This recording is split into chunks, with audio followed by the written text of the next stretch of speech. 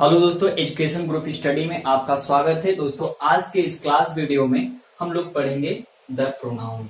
इसके पहले के वीडियो में हम लोगों ने नाउन पढ़ा और नाउन के जितने भी पार्ट काइंड होते हैं उसको पढ़ा और उससे संबंधित नंबर और जेंडर आदि चीजों को भी पढ़ा है। तो अगर आपने उस वीडियो को नहीं देखा तो प्लेलिस्ट में जाकर के उस वीडियो को देख सकते हैं। तो आइए स्टार्ट करते हैं। प्रोनाउन प्रोनाउन क्या है?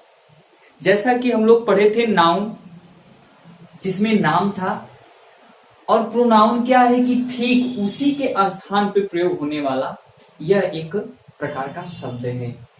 जैसे कि यहां पे दिया गया है कुछ डिफिनेशन, इसके माध्यम से हम लोग देखते हैं। A pronoun is a word.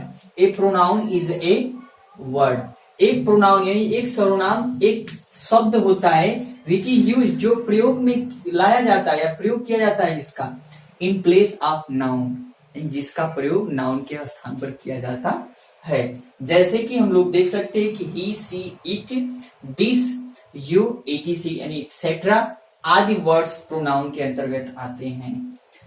एक बार फिर से देख लीजिए कि जो प्रोनाउंस होता है यह यूज्ड होता है किसके? In place of noun. Noun के स्थान पर प्रयोग होने वाले शब्द को हम लोग क्या कहते हैं? प्रोनाउन कहते हैं। और इसका प्रयोग क्यों किया जाता है? प्रोनाउन का प्रयोग आखिर प्रोनाउन क्यों बना? प्रोनाउन बनने का कारण केवल एक ही है कि जैसे एक ही नाम को यानी नाउन को बार बार न लिखा जाए। जैसे एक सेंटेंस में अगर राम है तो अगर उस सेंटेंस में अगर लंबा सेंटेंस है, एक बड़ा स्टोरी है, तो उसमें बार बार न लिखने के वजह से ही प्रोनाउन का एक तरह से कह सकते हैं कि यूज किया जाता है।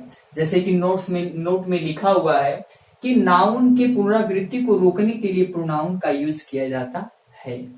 ठीक है, तो इसके कुछ प्रकार भी होते हैं नाउन के। पूरे सर्वनाम बहुत प्रकार के, मतलब बहुत सारे इसमें वर्ड्स आते हैं और उन वर्डों को कई प्रकार से कई बुक्स में कई प्रकार से दिया होता है। जैसा कि यहाँ पर हमने यहाँ पे 10 तरह के जो प्रोनाउन है 10 प्रकार से उनको यहाँ पे लिखा है और इसके बारे में आज से हम लोग स्टार्ट कर रहे हैं। पहला नंबर पे है पर्सनल प्रोनाउन, जिसकी हिंदी होती है व्यक्तिवाचक संज्ञा। पर्सनल प्रोनाउन यानी व्यक्तिवाचक संज्ञा क्या होता है कि जो व्यक्ति विशेष के लिए प्रयोग में लाया जाता है। जैसे कि इसमें भी कई तरह के वर्ड होते हैं जिसमें पर्सनल प्रोनाउन की संख्या टोटल 7 होती है, जिसमें ही, सी, इट और उसके बाद आई, वी, यू और दे। ये सारे वर्ड्स इसके अंतर्गत आते हैं और इसमें और भी कुछ पर्सनल प्रोनाउन में और भी कुछ डिटेल्स होते हैं। जैसे कि इसमें पर्सन होते हैं, फर्स्ट, सेकंड, थर्ड पर्सन होते हैं और उसके बाद इसमें सिंगुलर प्लूरल भी होते हैं। तो इन सारी चीजों को भी हम लोग डिटेल में पढ़ेंगे आगे। फिर नेक्स्ट नंबर पे क्या है? Demonstrative pronoun. डिमॉन्स्ट्रेटिव प्रोनाउन क्या होता है कि डिमॉन्स्ट्रेटिव प्रोनाउन ऐसे वर्ड्स होते हैं जो कि संकेत के लिए किसी व्यक्ति या किसी वस्तु को परिचित या इंगित करने के लिए प्रयोग में लाए जाते हैं। जैसे इसका नाम भी संकेतवाचक सर्वनाम है। इसमें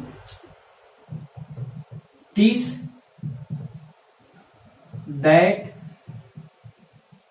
दीज और दोज आदि प्रकार के वर्ड्स आते हैं जो कि सीधे सीधे किसी व्यक्ति या वस्तु की तरफ इंगित करते हैं या इशारा करते हैं। तो ऐसे वर्ड्स डिमॉन्स्ट्रेटिव प्रोनाउन के अंतर्गत आते हैं। अर्थात इसके हम लोग डिफिनेशन कर सकते हैं कि डिमॉन्स्ट्रेटिव प्रोनाउन वे प्रोनाउन होते हैं जो किसी वस्तु या व्यक्ति या स्थान की ओर इंगित या संकेत या इशारा करते हैं। इस प्रकार के शब्द में इस तरह से दिस, दैट, दीज, दोज यानी यह, वह, ये सब, वे सब, चाहे ए और वे वर्ड्स आते हैं। आगे इंट्रोगेटिव प्रोनाउन। इंट्रोगेटिव प्रोनाउन क्या है? प्रश्नवाचक सर्वनाम।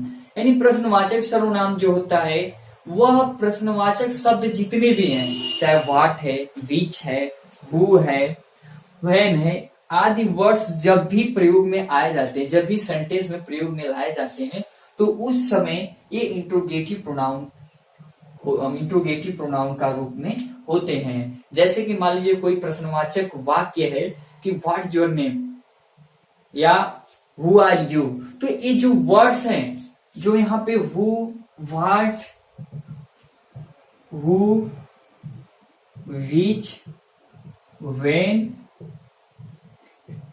और व्हाट, ये वर्ड्स जो हैं यहाँ पे जब प्रश्नवाचक वाक्य में प्रयोग में लाए जाएंगे तो वहां पे सीधे सीधे ये इंट्रोगेटिव प्रोनाउन कहलाते हैं। वहीं पे नेक्स्ट नंबर पे है जो रिलेटिव प्रोनाउन। ठीक दोनों सेम है, बस इनका स्थान बदल जाने के कारण इन दोनों में अंतर हो जाता है। वर्ड्स तो सेम होते हैं लेकिन केवल इनका स्थान बदल जाता है, और स्थान बदलने के कारण ये रिलेट का कार्य करता है। यानी कि जब दो सेंटेंस को जोड़ने का कार्य करेगा, रिलेट का काम करेगा, तो यहाँ पर सीधे सीधे ये रिलेटिव प्रोनाउन हो जाएगा, जिसमें यही सब वर्ड्स आते हैं। इसके अलावा भी तो कई सारे वर्ड्स हैं, जैसे दैट है, इफ है, वेदर है, तो ये सारे वर्ड्स भी आ जाते हैं किसके अंतर्गत? रिलेटिव प्रोनाउन के अंतर्गत। जैसे सेंटेंस में कोई सेंटेंस है कि I am a doctor, I am a doctor, या फिर he is a boy which name is फला फला फला। तो इस तरह से जो भी सेंटेंस है, विच या वो है, या फिर ये जब दो सेंटेंस को जोड़ने का काम करेंगे तो वहां पर सीधे सीधे रिलेटिव प्रोनाउन का मतलब नाम उसको दिया जाएगा, संबंधवाचक सर्वनाम। फिर 5 नंबर पे है डिस्ट्रीब्यूटिव प्रोनाउन। डिस्ट्रीब्यूटिव प्रोनाउन की हिंदी विभाग सूचक सर्वनाम, और विभाग सूचक सर्वनाम में ऐसे वर्ड्स आते हैं जो कि किसी चीज को बांटने में, डिस्ट्रीब्यूट करने में प्रयोग में लाए जाते हैं। ऐसे वर्ड्स में जैसे ईच हो गया, एवरी हो गया, ये सब वर्ड्स इसके अंतर्गत डिस्ट्रीब्यूटिव प्रोनाउन के अंतर्गत आते हैं। फिर इंडेफिनिट प्रोनाउन। इंडेफिनिट प्रोनाउन में ऐसे वर्ड्स को रखा जाता है या ऐसे प्रोनाउंस को रखा जाता है जो कि किसी नाउन के बारे में बताएगा, लेकिन ये नहीं बताएगा कि वो कितना है, यानी कि वो अनिश्चित होता है। जैसे में कि इसका नाम ही अनिश्चयवाचक सर्वनाम है, जैसे कि सम वर्ड्स है, कुछ लोग, पीपल, ये सारे वर्ड्स जो होते हैं, सम हो गया, एनी हो गया, नन हो गया, लीक, ये सारे वर्ड्स जो किसके अंतर्गत आएंगे? इंडेफिनिट प्रोनाउन के अंतर्गत आएंगे।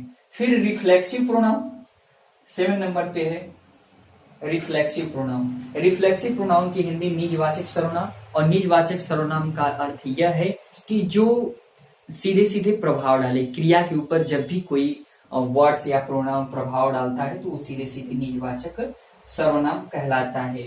जैसे इसमें वर्ड्स आते हैं जैसे himself, my self, your self, them self, इस तरह से जो भी हर सेल्फ वर्ड जितने भी हैं, यानी कि स्वयं को इंगित करने वाले जितने भी हैं वो वर्ड्स आते हैं। तो जब क्रिया के ऊपर प्रभाव डालेंगे या दबाव डालेंगे तो वहां पे वो रिफ्लेक्सिव प्रोनाउन होंगे।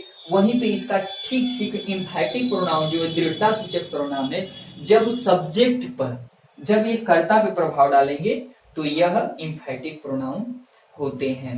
जैसे कि जब कर्ता पे प्रभाव डालेंगे और रिफ्लेक्सिव प्रोनाउन, यानी कि आप सीधे सीधे जान जाइएगा कि दोनों सेंटेंस जब एक साथ मतलब आ जाए या इस तरह का वर्ड्स हिमसेल्फ और करके दो वाक्य दे दिया जाए और उसमें पूछा जाए कि रिफ्लेक्सिव प्रोनाउन का वर्ड्स कहां पर यूज किया गया है और एम्फैटिक, तो उसमें सीधे सीधे अंतर यही होगा कि जब वर्ब के बाद, यानी कि वर्ब के बाद, जब वर्ब के बाद प्रयोग होगा हिमसेल्फ, योरसेल्फ, देमसेल्फ, हरसेल्फ, तो वहां पे सीधे सीधे रिफ्लेक्सिव प्रोनाउन यानी निजवाचक सर्वनाम होगा। वहीं पे सब्जेक्ट के तुरंत बाद अगर लगा होगा तो एम्फैटिक प्रोनाउन होगा। और इसी के साथ ही रेसिप्रोकल प्रोनाउन यानी परस्पर वाचक सर्वनाम। परस्पर वाचक सर्वनाम में उदाहरण है ईच अदर और वन एनोदर। ईच अदर और वन एनोदर, ये दो वर्ड्स जो होते हैं इंग्लिश में, यही दोनों वर्ड्स रेसिप्रोकल के अंतर्गत आते हैं। और ईच अदर का प्रयोग कैसे होता है, वन एनोदर का प्रयोग कैसे होता है, इन सारी चीजों का भी हम लोग आगे पढ़ेंगे, लेकिन यहाँ पे थोड़ा सा जान लीजिए कि ईच अदर का जो प्रयोग होगा, ईच अदर का प्रयोग हम लोग वहां पे करेंगे जहां दो व्यक्तियों के बीच में परस्परता बताई जाए। जैसे राम और श्याम परस्पर एक दूसरे को आगे मतलब एक दूसरे को गाली दे रहे हैं, चाहे मार रहे हैं, चाहे खाना खिला रहे हैं, तो ये सारी चीजें।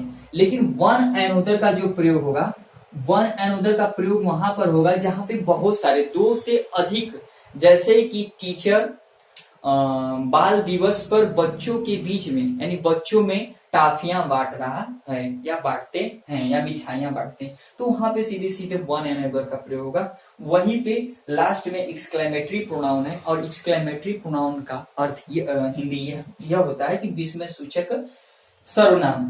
तो विस्मय सूचक सर्वनाम यानी विस्मय सूचक एक्सक्लेमेटरी सेंटेंस में जितने भी वर्ड्स आते हैं, जिसमें व्हाट है, हाउ है, मतलब हाउ मच हुर्रा, जितने भी वर्ड्स आते हैं और वह एक्सक्लेमेशन सिंबल अगर उसमें लगा हुआ है, तो एक्सक्लेमेशन सिंबल के साथ जो वर्ड्स प्रयोग होता है वो एक्सक्लेमेटरी प्रोनाउन के अंतर्गत आता है।